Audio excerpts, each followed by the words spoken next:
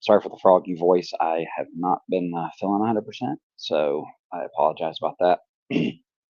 So I might make some grunting noises and stuff every now and again. I apologize. Not trying to.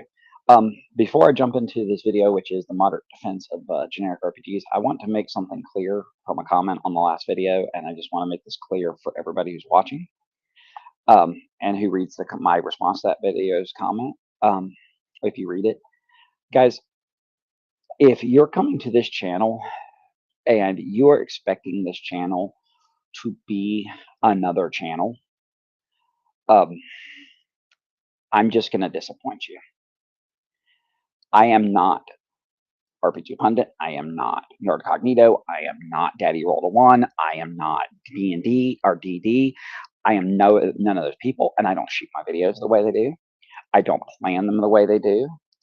I don't script them the way they do. And if you want me to be more like those people, too bad. I'm not going to change who I am.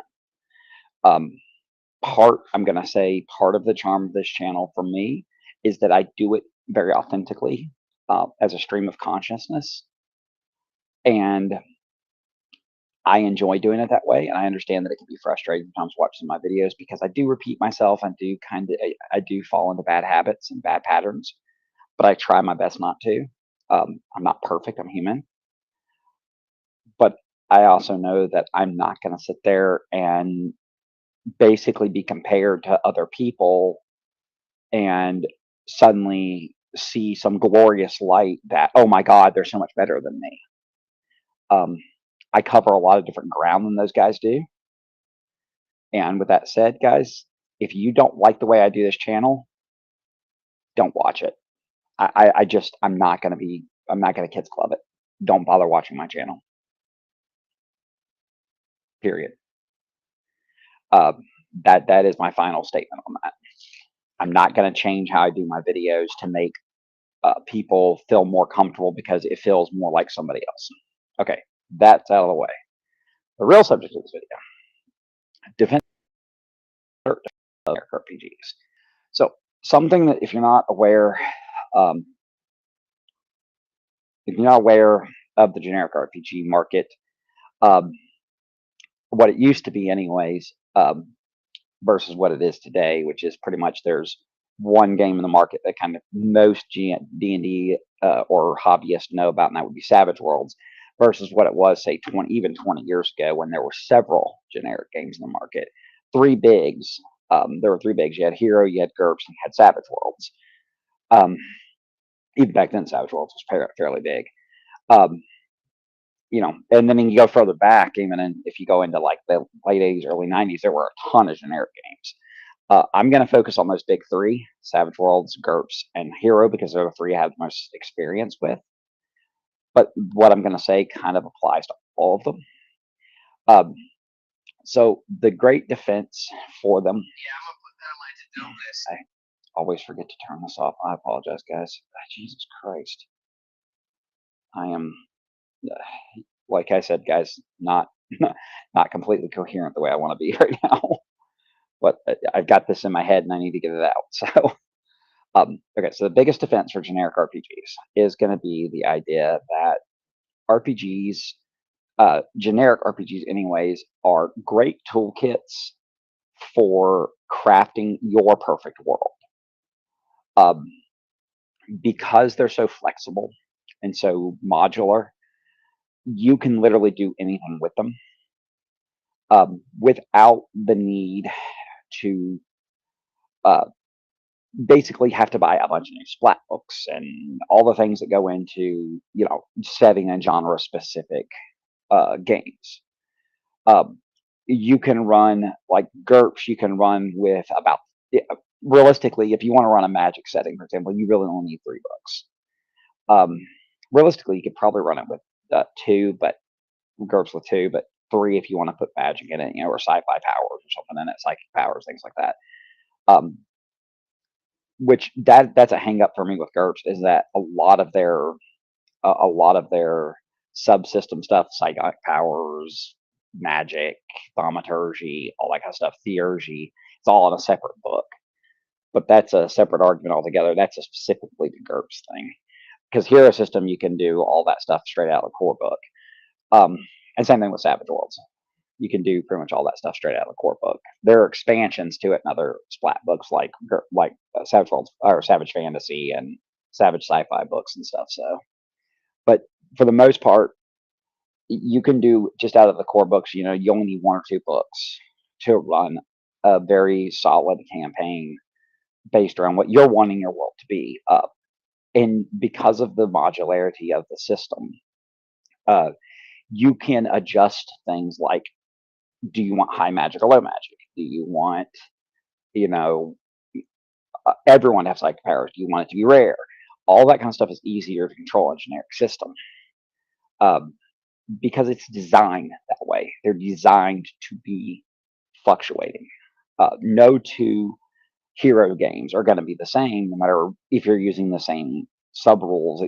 Say you're using the martial arts book, both GMs are using martial arts book, because you could be using different character point starting levels. You could be using different sets of the subsets of the martial arts rules, all that kind of stuff. You're going to have a totally different game than the other guy, and vice versa. He's going to have a totally different game than you.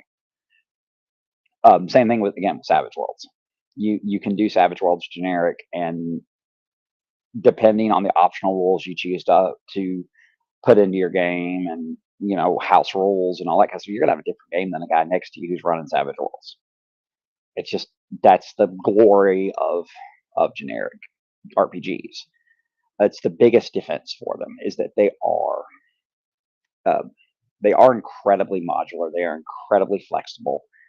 So with that being said, that's the biggest defense of them. The second kind of defense for them is they're actually a lot more approachable at times, not necessarily rules wise, but from a perspective of what you can do with them than a game that has a very specific setting, very specific genre, because they lack those things.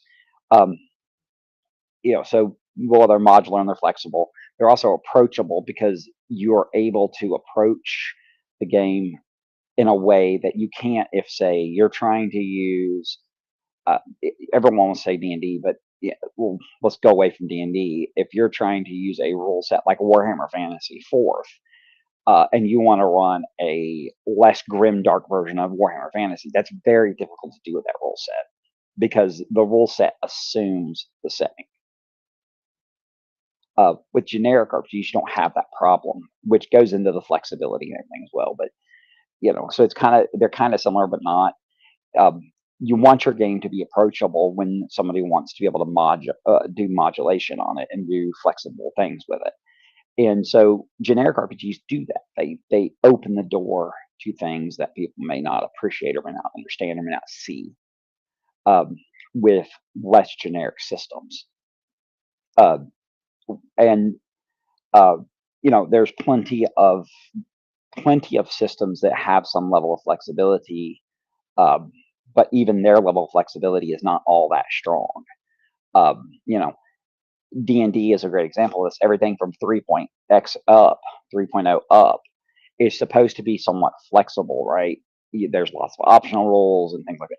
But if you really look at it, it's not super flexible. It's flexible in some ways, but not to the extent I'm talking about. And it makes the game a little bit unapproachable from the perspective of somebody who's trying to use it more like a toolkit than a rule set. And that's going to be the third defense of generic RPGs. Generic RPGs are really not rule sets, they're toolkits, which means that they often have a lot of really good things in them that even if you're not going to play GURPS, you're not going to play Hero, you're going to play Savage Worlds, you're not going to play all these other generic RPGs that have ever existed, they have a lot of really, really unique concepts in them that plug and play into other games very easily, that really are great rules, good optional rules, great subsystems, things like that. So they're not really designed purely as rule sets. They're designed as toolkits. And the one I would say is the best for that authentically is going to be Savage Worlds.